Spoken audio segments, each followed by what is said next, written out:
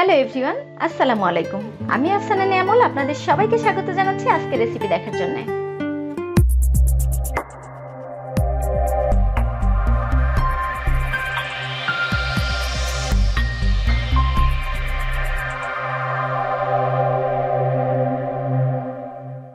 প্রচন্ড গরমের মধ্যে সাবুদানা দিয়ে এই ঠান্ডা ঠান্ডা ডেজার্টটা কিভাবে আপনারা তৈরি করবেন সেই রেসিপিটাই আজকে আমি আপনাদের দেখাবো।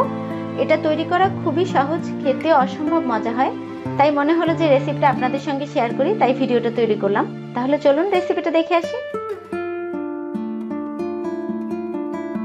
আমি এখানে ভিজানো সাবুদানা নিয়েছি 1 কাপ। এখানে ফুড কালার ব্যবহার করছি, তবে এখানে চাইলে আপনারা লিকুইড ফুড কালারটাও ব্যবহার করতে পারেন। পর্যাপ্ত পানি ব্যবহার করছি, কারণ এটা সিদ্ধ হওয়ার পরে আমি ঠান্ডা পানিতে ধুয়ে নেব, সেজন্য আমি পানির পরিমাণটা আপনাদের বলছি না।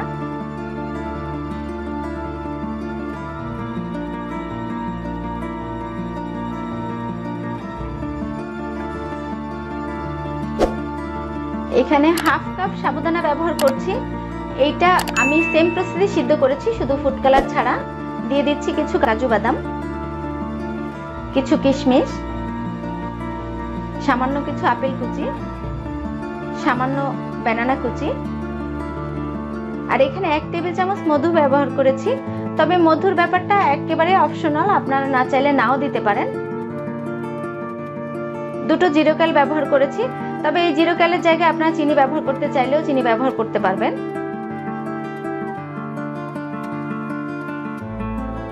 2 টেবিল চামচ কনডেন্স মিল্ক ব্যবহার করেছি, তবে এই ডেজার্টে কনডেন্স মিল্কটা আপনারা ব্যবহার করার চেষ্টা করবেন, কারণ কনডেন্স মিল্ক দিলে এটার স্বাদ খুবই ভালো লাগে।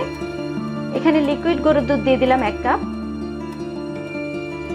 এবার সব ইনগ্রেডিয়েন্টসগুলো খুব ভালো করে একটু মিক্স করতে হবে।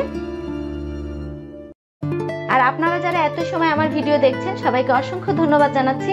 আর যারা আমার চ্যানেল এখনো সাবস্ক্রাইব করেননি তাদেরকে অনুরোধ করব আমার চ্যানেলটা সাবস্ক্রাইব করতে, আর যারা অলরেডি করে ফেলেছেন তাদেরকে অসংখ্য ধন্যবাদ জানাচ্ছি। এবার পরিমাণ মতো একটু লবণ ব্যবহার করছি।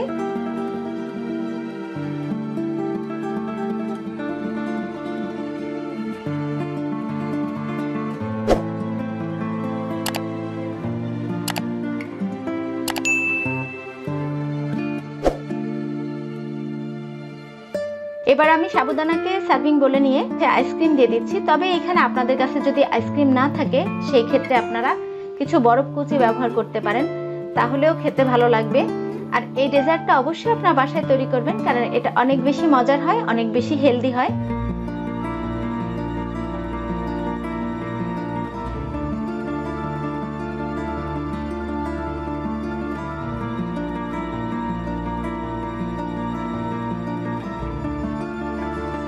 আমার ডেজার্টটা একেবারেই কমপ্লিট হয়ে গেছে। এই পর্যায়ে আমি আপনাদের কাছ থেকে বিদায় নিচ্ছি। আপনারা যে যেখান থেকে এত সময় ধৈর্য ধরে আমার ভিডিওটা দেখেছেন সবাইকে অসংখ্য ধন্যবাদ জানাচ্ছি। আমার নেক্সট ভিডিও আপনাদের সঙ্গে আমার আবার দেখা হবে নতুন কোনো রেসিপিতে।